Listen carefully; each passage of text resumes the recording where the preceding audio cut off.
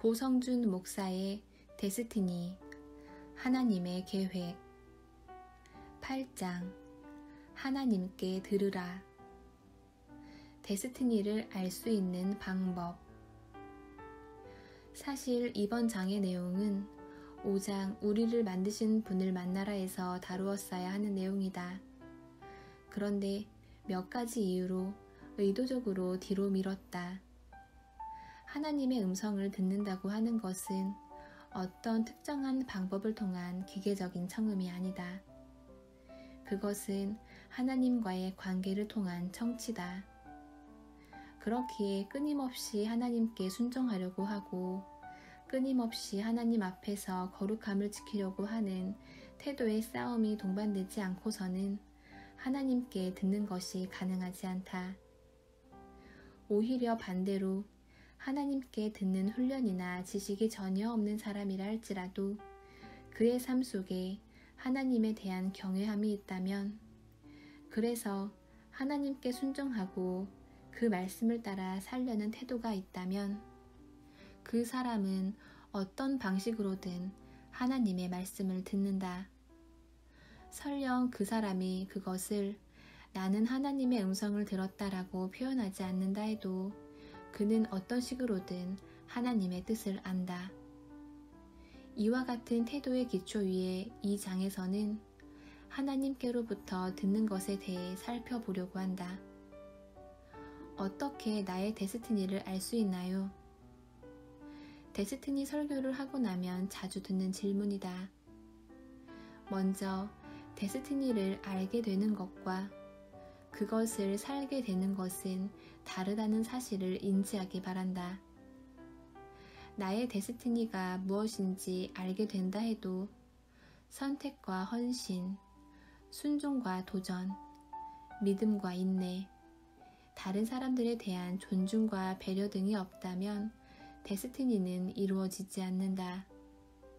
사실 조금 과장해서 말한다면 나의 데스티니가 무엇인지 정확히 몰라도 우리의 삶 속에 하나님께 대한 믿음과 순종, 성경대로 살아가고자 하는 열정, 삶의 작은 것 하나까지도 하나님과 동행하고자 하는 겸손이 있다면 우리의 데스티니는 이루어진다. 나의 데스티니가 무엇인지를 정확히 아는 것보다 더 중요한 것은 이런 것들이다. 그럼에도 불구하고 사람들이 궁금해하는 것은 여전히 나의 데스티니가 무엇일까 하는 것이다. 결론부터 이야기하면 나의 데스티니가 무엇인지 알기 원한다면 그것은 하나님께 듣는 방법 외에는 없다는 것이다. 왜냐하면 나의 인생을 디자인하신 분이 하나님이시기 때문이다. 그분 외에 나의 데스티니가 무엇인지 정확히 아는 사람은 없다. 그렇기 때문에 데스티니를 알기 원한다면 하나님께 내 인생에 대한 계획을 들어야 한다. 하나님과의 친밀함. 그렇다면 어떻게 하나님의 음성을 들을 수 있을까?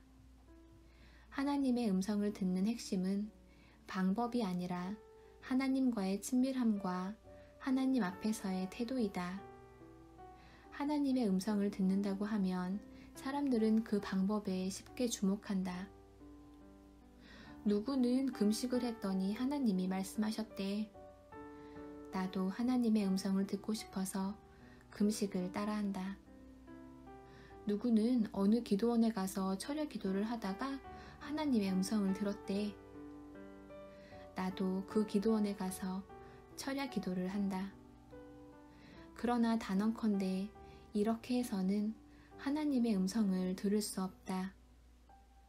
금식이나 철야 기도를 통해 하나님의 음성을 들었다는 그 사람들의 문제가 아니라 당신이 그것을 따라한다고 똑같이 하나님의 음성을 듣게 되는 것은 아니라는 뜻이다. 하나님의 음성을 듣는 것은 방법이 아니기 때문이다. 그 사람은 그 방법을 통해 하나님의 음성을 들었을지 몰라도 그것을 따라하는 당신에게는 그 방법이 유효하지 않다. 하나님은 의도적으로 그렇게는 못 듣게 하신다. 왜냐하면 당신이 방법을 쫓게 될까봐 그렇다. 그래서 하나님은 사람마다 모두 다른 방법을 통해 말씀하신다. 심지어 발람에게는 나귀를 통해 말씀하시지 않았는가? 본질적으로 하나님의 음성을 듣는다고 하는 것은 하나님 자신을 알아가는 것이지 특정한 기술이나 방법을 터득하는 것이 아니다. 아내와 결혼한 것이 1992년이니 내년이면 결혼 25주년이 된다. 퇴근하고 집에 들어가면 보통 아내는 부엌에서 식사 준비를 하고 있다. 그런데 신기한 것은 부엌 일을 하고 있는 아내의 뒷모습만 봐도 대충 아내가 오늘 무슨 생각을 하고 있는지 읽힌다는 것이다. 눈빛만 봐도 알 수 있는 것을 넘어 뒤통수만 봐도 대충은 안다. 활기차게 집안을 휘젓고 다녀도 되는 날인지 아니면 방에 들어가 조용히 구겨져 있는 것이 안전한 날인지 말 한마디 나누지 않았지만 안다. 어떻게 이것이 가능할까? 비결은 단순하다. 나와 아내는 25년을 함께 살았다. 그렇다. 25년을 함께 살았다. 25년을 함께 살면서 형성된 둘만의 친밀함이 있다. 다른 사람들은 알 수도 없고 낄 수도 없는 두 사람만의 깊은 친밀함이 있다. 25년이라는 시간이 가져다준 친밀함이다. 이 친밀함은 아내의 작은 행동이나 특정한 버릇까지 무의식적으로 인지하게 한다. 그런데 이 무의식적인 인지가 직관적으로 아내의 생각이나 감정까지 알게 해준다. 예를 들면 아내는 마음에 뭔가 언짢은 일이 있으면 야채를 써는 칼질에 힘이 들어가면서 왼쪽 어깨가 약간 올라간다. 함께하는 오랜 시간을 통해 인지하게 된 이런 미묘한 행동의 의미들이 아내의 마음을 내게 전달하는 것이다. 그렇다. 아내의 마음을 읽는 것은 친밀함을 통해서다. 물론 내가 집에 들어갈 때마다 아내의 어깨 각도를 재는 것은 아니다. 이것은 거의 무의식적으로 전달되는 직관적인 지식이다. 이런 것들이 한마디 말 없이도 아내의 생각을 알 수 있는 비결이다. 하나님의 음성을 어떻게 듣느냐고? 친밀함을 통해서 듣는다. 하나님과 함께한 시간이 한 달, 두 달, 1년, 2년 쌓여가면서 그냥 하나님의 마음을 알게 되어간다. 아, 이건 하나님이 기뻐하시는 일이 아니구나. 아, 지금 하나님이 기뻐하시는구나. 그냥 아는 것이다. 이것은 아내의 마음을 아는 것과 같이 친밀함에서 오는 직관적 지식이다. 기도와 말씀 묵상의 본질이 바로 여기에 있다. 기도와 말씀 묵상은 지식의 축적이 아니라 하나님과의 교제이다. 기도는 하나님과의 대화이며 말씀 묵상은 살아계신 하나님의 음성이다. 이런 하나님과의 살아있는 교제를 통해 친밀함이 형성된다. 친밀함은 연구에서 만들어지는 것이 아니다. 그것은 교제를 통해 만들어진다.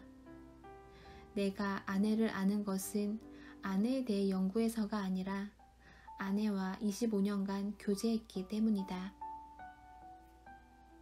히브리적 지식과 헬라적 지식. 안다에 해당하는 히브리어는 야다이다. 히브리어 야다는 정보를 아는 것을 의미하는 것이 아니라 남편이 아내를 알듯이 아는 인격적인 삶을 의미한다.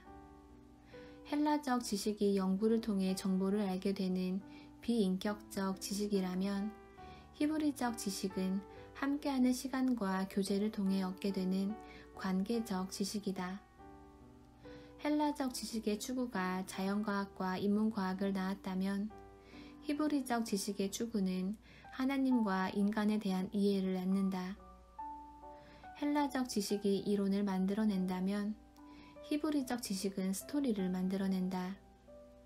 그래서 하나님에 대해 헬라적으로 접근할 때 그것은 신학을 낳고 히브리적으로 접근할 때 그것은 하나님에 대한 이야기인 성경을 낳는다.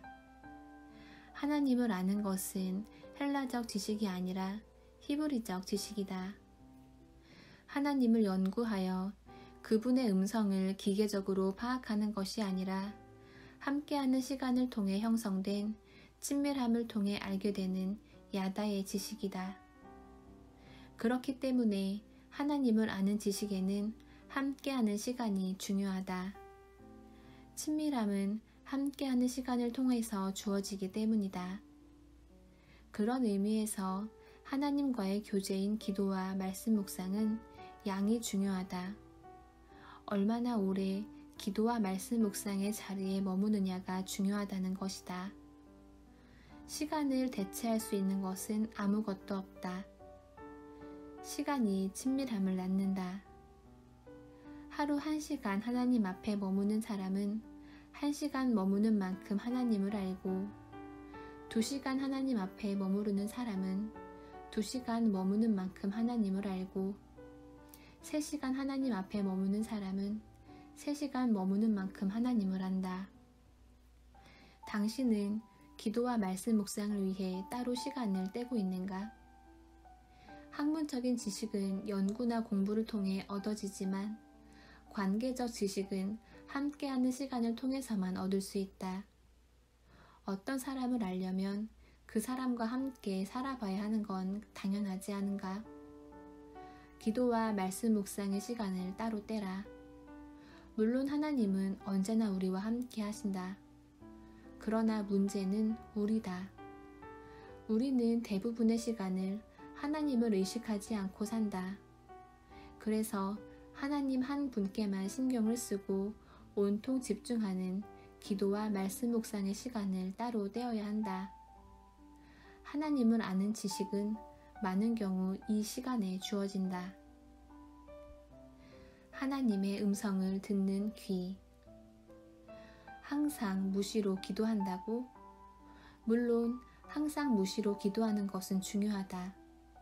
그래서 시간을 따로 떼라는 것이다. 이 시간을 통해 우리는 하루 종일 무시로 하나님과 동행할 수 있는 힘을 얻게 되니까 말이다. 하나님 앞에 따로 시간을 떼지 않는 사람이 하루 종일 무시로 하나님과 교제하며 살 수 있다고 믿는다면 그것은 자기 기만이다. 예수님도 시간을 따로 떼셨다. 따로 시간을 떼라. 기도하다가 조는 한이 있어도 그 시간을 지켜라. 조라도 의미가 있다. 내가 아내와 함께 보낸 25년 동안 항상 의미 있게 시간을 보낸 것은 아니다. 어떤 때는 싸우기도 하고 어떤 때는 쓸데없이 시간을 낭비하며 보내기도 했다. 그렇지만 이 과정을 통해 서로 알게 되고 친밀해진 것이 아닌가. 기도도 그렇다. 우리의 기도가 항상 잘 정리되어 있고 일목요연하게 중보 리스트를 따라 해야 하는 것은 아니다. 기도는 하나님과 함께 머무는 시간이다. 너무 피곤한 날은 기도하려고 엎드렸다가 그대로 잠이 들기도 한다. 에이, 망했다. 기도도 못하고 잠만 자고 말았네. 그런데 생각해보니 과연 이게 정말 망한 것일까? 친구 집에 가서 하루 자고 오면 그 친구와 얼마나 더 친해지는지 생각해보라. 자면서 말을 한 것도 아니고 자면서 함께 오락을 한 것도 아닌데 같이 자고 왔다는 사실만으로 친밀함은 말할 수 없이 증폭된다. 그렇다면 기도하다가 잠든 것은 하나님 앞에서 잔 것 아닌가? 단언컨대 친밀함의 측면에서는 망한 것이 아니다. 나는 확신한다. 같은 잠을 자도 집에서 이불 펴고 자는 것과 하나님 앞에 나와 기도하다가 잠든 것은 다르다고 말이다. 자더라도 하나님 앞에서 잠들라. 하나님 앞에서 시간을 지키겠다는 이 간절함이 사실은 하나님과의 친밀함을 형성하는 열쇠다. 1년, 5년, 10년 하나님과 함께하는 시간을 보내면서 하나님을 향한 내 귀도 조금씩 더 열려간다. 이전에 전혀 모르던 하나님의 마음을 어느 순간 알고 있고, 이전에 전혀 감지할 수 없었던 하나님의 생각을 이전보다 더 예민하게 감지한다. 기도할 때마다 하나님께서 들리는 목소리로 성준아 이렇게 응답하신다는 의미가 아니다. 기도와 말씀 묵상의 자리에 나아가 하나님의 마음을 구할 때 대부분의 경우 초자연적인 음성은 없다. 어떤 분들은 기도하면서 환상도 보고 그런다는데 나는 눈을 감으면 까만색 말고는 본 적이 없다. 물론 인생의 터닝포인트가 되는 아주 특별하고 중요한 순간에 하나님께서 특별하게 말씀하신 것을 경험한 적은 있다. 내 인생에 그런 경험은 딱 3번 있었다. 그때는 하나님께서 그렇게 특별한 방법으로 말씀하지 않으셨다면 내가 절대로 못 알아들었을 것이기에 그러셨던 것 같다. 말더듬이가 목사가 되어야 하는 경우처럼 말이다. 초자연적인 음성도 없고 보이는 것이 없어도 하나님의 음성을 듣는 귀는 시간이 지나면서 더 예민해진다. 아, 이 일은 하나님이 기뻐하시는 일이구나. 어떻게 아느냐고? 글쎄, 설명은 하지 못하겠다. 그냥 안다. 아, 이건 하나님이 하지 말라고 하시는구나. 어떻게 아느냐고? 설명은 못하겠다. 그냥 안다. 하나님과 함께한 시간이 30년인데 25년을 함께 산 집사람의 뒤통수를 읽듯이 30년을 함께 동행한 하나님의 마음을 이해하는 것이 당연한 일 아닐까? 데스티니를 알고 싶은가? 그것은 하나님께 속한 영역이다. 하나님께 들어야 한다. 그리고 하나님과의 친밀한 관계가 하나님을 향한 당신의 귀를 열어줄 것이다. 태도가 중요하다. 또한 하나님의 음성을 듣는 기도와 말씀 묵상에서 중요한 것은 태도다. 하나님의 말씀에 순종하겠다는 태도 말이다. 내 기도 중 가장 많은 기도는 하나님, 제가 무엇을 하기 원하십니까? 알려주십시오. 그대로 따르겠습니다. 라는 기도다.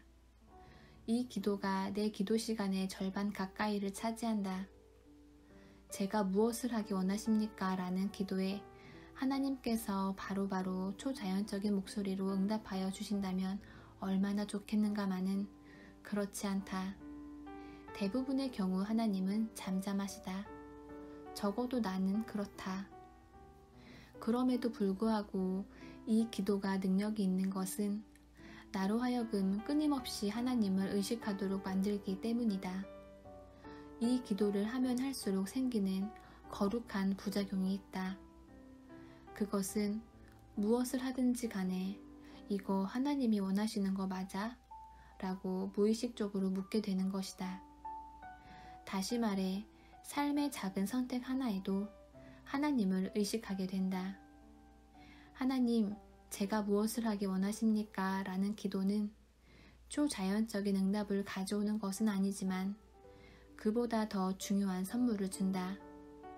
그것은 바로 하나님을 의식하는 태도다. 삶의 작은 선택 하나에도 하나님을 의식하게 되는 태도 말이다.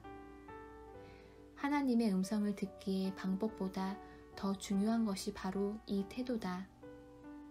하나님, 말씀만 하십시오. 제가 따르겠습니다. 라는 태도. 행여 하나님의 뜻에 어긋날까봐 조심하는 태도. 이 태도가 있는 사람에게 하나님은 말씀하신다. 방법은 중요하지 않다. 필요하다면 나귀를 통해서라도 말씀하실 테니까. 나귀가 없다면 어느 날 당신이 키우는 애완견이 하나님의 말씀을 대언할지 누가 알겠는가? 당신의 데스티니를 창조주로부터 듣기 원한다면 하나님 경외하기를 배우라. 그분은 말씀하시는 하나님이시며 우리에게 당신의 마음을 알려주기 원하시는 하나님이시다. 당신의 귀가 하나님을 향해 열리기를 축복한다. 잠깐, 서둘지는 말라. 시간이 걸리는 일이다. 하나님 앞에 머무르는 시간 말이다. 그것은 추상적인 일이 아니다. 기도와 말씀 묵상의 자리에 나가는 것이다. 이것을 오늘 시작하라. 하나님의 말씀을 듣고 순종하기를 갈망한다면 1년 뒤 당신은 하나님의 말씀을 듣고 있는 당신의 귀에 놀라게 될 것이다. 데스티니의 놀라운 여정은 여기서부터 시작된다. 고성준 목사의 데스티니, 하나님의 계획. 8장, 하나님께 들으라.